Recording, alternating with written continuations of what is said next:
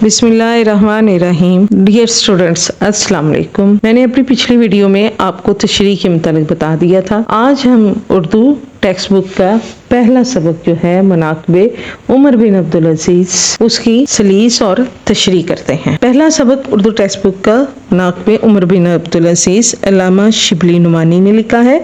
علامہ شبلی نعمانی کی تاریخ پیدائش 1857 ہے اور ان کی تاریخ وفات 1914 ہے۔ یہ بات آپ نے لازمی یاد رکھنی ہے کیونکہ یہ آپ کو حصہ معروضی میں سے بھی سوال آ سکتا ہے کہ علامہ شبلی نعمانی کی تاریخ پیدائش کیا ہے اور اس کا ماخذ کیا ہے۔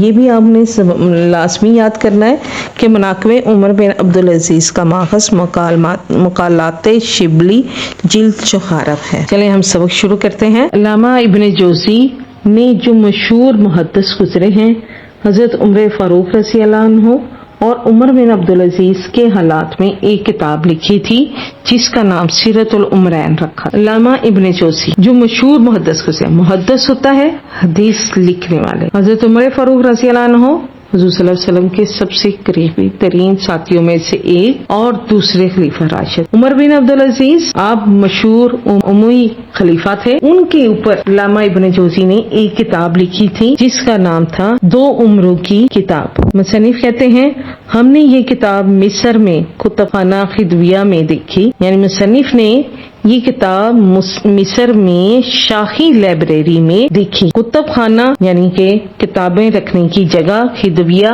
بادشاہ کی یعنی کہ بادشاہ کی کتابیں رکھنے کی جگہ، جس کا یہ مطلب ہے کہ شاہی لائبریری یا بادشاہ کی کتابیں، جس سے الفاروق کے لیے بہت مفید معلومات انتخاب کیے تھے۔ یعنی کہ الفاروق علامہ شبلی نعمانی کی کتاب ہے جس کے اندر موجود مواد انہوں نے سیرت العمرین سے لیا تھا۔ علامہ مصوف یعنی کہ علامہ ابن جوزی نے اس کتاب میں صرف ان باتوں کو لیا جو زیادہ تر ان کے اخلاق یعنی کردار، عدل و انصاف، مساوات سے واسطہ رکھتی ہیں سے تعلق رکھتی ہیں۔ چنانچہ ہم چند واقعات کو اس موقع پر نقل کرتے ہیں، ہو بیان کرتے ہیں۔ ان میں حضرت عمر بن عبدالعزیز کے واقعات و حالات یعنی کہ ان کے رہن سہن کے طریقوں میں سب سے زیادہ جو چیز قابل لحاظ ہے، عزت کے قابل ہے، جو غیر مذہب یعنی غیر مسلموں والوں کے ساتھ ان کا طرز عمل ہے، یعنی غیر مسلموں کے ساتھ ان کا حسن سلوک ہے۔ عمر بن عبدالعزیز مذہب کی مجسم تصویر تھے۔ مذہبی حیثیت سے ان کو عمر ثانی کا لقب دیا گیا۔ دین کے لحاظ سے ان کو دوسرے عمر فاروق کا رضی اللہ عنہ کا لقب دیا گیا۔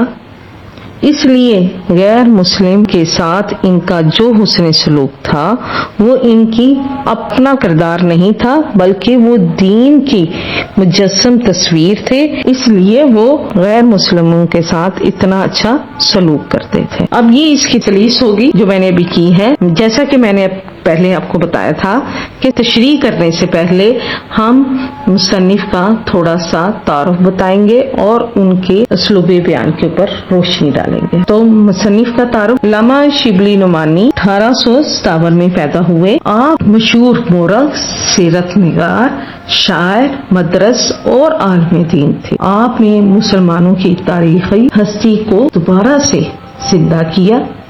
آپ کے بارے میں ڈاکٹر عبدالسلام ندوی کہتے ہیں شبلی کے ادبی مقام کا اندازہ اس سے ہو سکتا ہے کہ آج تک اردو ادب میں ان کا ثانی پیدا نہیں ہوا۔ شامل نصاب سبق مناقب عمر بن عبدالعزیز ان کی کتاب مقالات شبلی جلد 4 سے لیا گیا ہے جس میں انہوں نے عمر بن عبدالعزیز کو موضوع بنایا ہے۔ مصنف نے حضرت عمر فاروق اور عمر بن عبدالعزیز کے حالات کے بارے میں جو کچھ لیا وہ ایک کتاب علامہ ابن جوزی کی کتاب تھی جس میں سے لیا گیا ہے۔ علامہ ابن جوزی بہت مشہور حدیث لکھنے والے تھے۔ وہ بغداد کے رہنے والے تھے۔ ان کا اصل نام عبد الرحمن تھا۔ وہ بہت بڑے حافظ، مورخ، عالم دین اور طب کے ماہر تھے۔ انہوں نے عباسیوں اور سلجوکیوں کی تاریخ بھی مترتب کی۔ انہوں نے 300 سے زیادہ کتابیں لکھی اور ان کی سب سے مشہور کتاب سیرت العمرین تھا، جس کا مطلب ہے 2 عمروں کی سیرت۔ 2 عمروں سے مراد ہے حضرت عمر فاروق رضی اللہ عنہ اور عمر بن عبد العزیز۔ حضرت عمر فاروق رضی اللہ عنہ حضور صلی اللہ علیہ وآلہ وسلم کے سب سے قریب ترین ساتھیوں میں سے ایک تھے۔ آپ بنو عدی سے تعلق رکھتے تھے۔ آپ نے نبوت 6 سال ایمان لائے۔ آپ اخلاق میں بے مثال تھے۔ آپ سادہ مزاج، صاف کو، ثابت قدم، با اصول خوف الہی اور حب رسول رکھنے والے تھے۔ آپ صلی اللہ علیہ وآلہ وسلم نے آپ کے بارے میں ارشاد فرمایا، میرے بعد اگر کوئی نبی ہوتا تو وہ عمر ہوتا۔ حضرت عمر فاروق رضی اللہ عنہ نے 11 سال اسلامی ریاست پر حکومت کی۔ آپ کی زیر نگرانی مسلمانوں نے آدھی سے زیادہ دنیا کو فتح کر لیا۔ آپ نے بیت المال کی اصلاح کی، جمہوریت، مساوات، عدل و انصاف کا نظام رائج کیا، اور کوئی بھی شخص یہ نہیں کہہ سکتا کہ عمر فاروق کے دور میں اسے انصاف نہیں ملا۔ آپ رضی اللہ عنہ کے بارے میں آپ صلی اللہ علیہ وآلہ وسلم کا ارشاد مبارک ہے کہ جس راستے سے عمر گزرتا تو شیطان اس راستے کو بدل لیتا ہے۔ دوسرے نمبر پر علامہ ابن جوزی نے عمر بن عبد العزیز کے حالات و واقعات کو بیان کیا۔ حضرت عمر بن عبد العزیز 99 ہجری میں خلیفہ بنے۔ آپ کو خلیفہ عبد الملک نے اپنے انتقال سے پہلے بطور خلیفہ منتخب کیا۔ 717 عیسوی سے لے کر 720 عیسوی تک آپ مسند خلافت پر بیٹھے رہے۔ آپ بنو امیہ کے 8ویں حکمران تھے اور آپ کو مجدد اول بھی کہا جاتا ہے۔ آپ حضرت عمر فاروق رضی اللہ عنہ کی پوتی کے بیٹے تھے اور کردار کے لحاظ سے عین عمر فاروق رضی اللہ عنہ کے جیسے تھے۔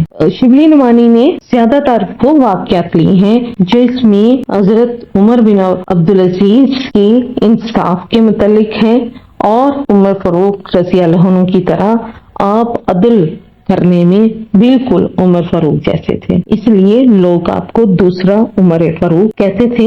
آپ نے غیر مسلموں کے ساتھ وہی طرز سلوک کیا جو اسلام کہتا تھا، کیونکہ اسلام میں سب لوگ برابر ہیں۔ اسلام دین فطرت ہے۔ اسلام میں کوئی ایسی چیز نہیں ہے جو کوئی کہہ سکے کہ کسی امیر کو زیادہ فوقیت دی جاتی ہے اور کسی غریب کو کوئی فوقیت دی نہیں جاتی۔ اسلام عدل و انصاف کے اوپر مبنی ہے اور اس سے ہٹ کر نہیں ہے۔ دوسرے پیراگراف میں علامہ شبلی نعمانی کہتے ہیں، ایک دن عمر بن عبد العزیز مسند خلافت پر متمکن تھے۔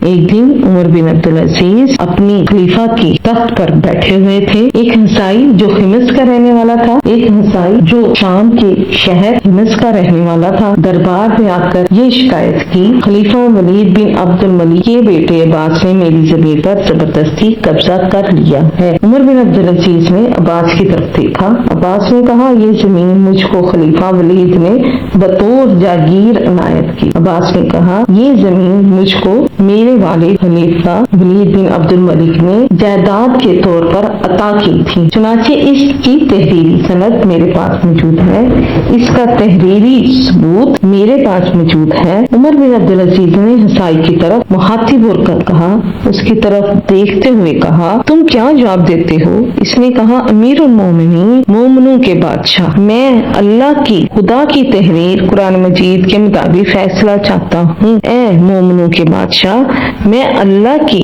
کتاب یعنی قرآن مجید کے مطابق اس بات کا فیصلہ چاہتا ہوں۔ عمر بن عبد العزیز نے عباس کی طرف مخاطب ہو کر دیکھتے ہوئے کہا، عباس، خدا کی تحریر اللہ کی کتاب تیرے باپ ولید بن عبد الملک کی تحریر پر مقدم ہے، کی کتاب پر افضل ہے۔ یہ کہہ کر وہ زمین عباس کے قبضے سے نکال کر عیسائی کو دے دی۔ اس پیراگراف میں مصنف کہتے ہیں کہ جس طرح بادشاہ اپنا دربار لگا کر بیٹھا کرتے تھے اور مختلف مقدمات کا فیصلہ کرتے تھے، تو عمر بن عبد العزیز چونکہ مذہب کی سراپا تصویر تھے، ان کے اندر دین اسلام بدرجہ ادب موجود تھا۔ وہ اپنے ہر عمل سے یہ ثابت کرتے تھے کہ میں سنت نبوی کو اپناتا ہوں، تو اس وجہ سے لوگوں کے اندر یہ جرأت پیدا ہوگی تھی کہ وہ اپنے مقدمے اور ناانصاف काफियों को लेकर उमर बिन अब्दुल अजीज के पास आते थे, वरना बनु उमैया के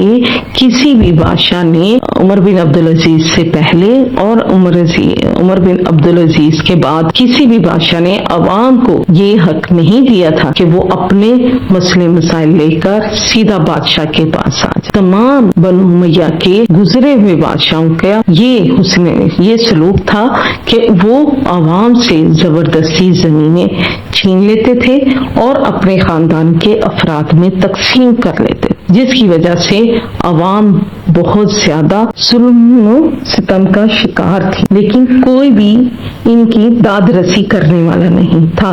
लेकिन जैसे ही उमर बिन अब्दुल अजीज खलीफा बने तो लोगों को इस बात का हक मिल गया कि वो अपने ऊपर ढाए जाने वाले मुजालिम की दाद रसी के लिए उमर बिन अब्दुल अजीज के सामने हाजिर हो। तो उमर बिन अब्दुल अजीज के पास एक ईसाई जो दमिश्क के शहर खिमस का रहने वाला था, उनके दरबार में आया और उसने कहा, खलीफा वलीद बिन अब्दुल मलिक जो उनके 5वां उमवी खलीफा था, उसका बेटा अब्बास जो उस वक्त उमर बिन अब्दुल अजीज के पास बैठा हुआ था, उसकी तरफ इशारा करके ईसाई ने कहा कि इसके पास मेरी जमीन है।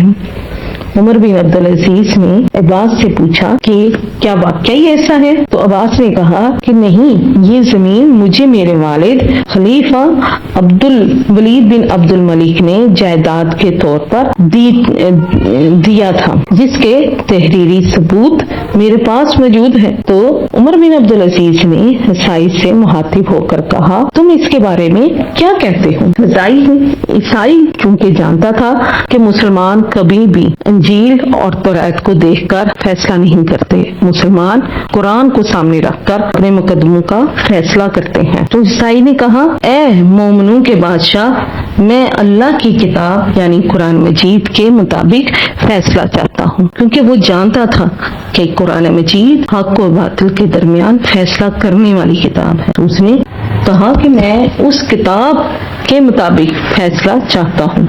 उमर बिन अब्दुल अजीज ने अब्बास की तरफ देखा और कहा, अब्बास, अल्लाह ने जो हम पर किताब नाजिल फरमाई, वो किताब तेरे बाप ने जो तहरीर तुम्हें दी और तस्दीक नामा तुम्हें दिया, उससे ज्यादा बेहतर है और तमाम जहानों से अफसल तरीन किताब यही तो है जिसमें हक व बातिल की बात बताई गई है। तो तुम क्या चाहते हो कि मैं उस किताब को पचे पूछ डालकर तुम्हारे बाप के तस्दीक नामे पर यकीन कर लूं और वो लेकर अब्बास से जमीन लेकर ईसाई को वापस कर दी। बहुत से अंदाजा होता है कि उमर बिन अब्दुल अजीज किस कदर ज्यादा अदल इंसाफ करने वाले थे। इसी वजह से तमाम उनके दौर के गैर मुस्लिम लोग उनको पसंद करते थे और इसी वजह से उनको उम्र सानी कहा जाता था। इंशाअल्लाह नेक्स्ट वीडियो में मैं आपको बाकी सबक पढ़ाऊंगी। अल्लाह हाफिज।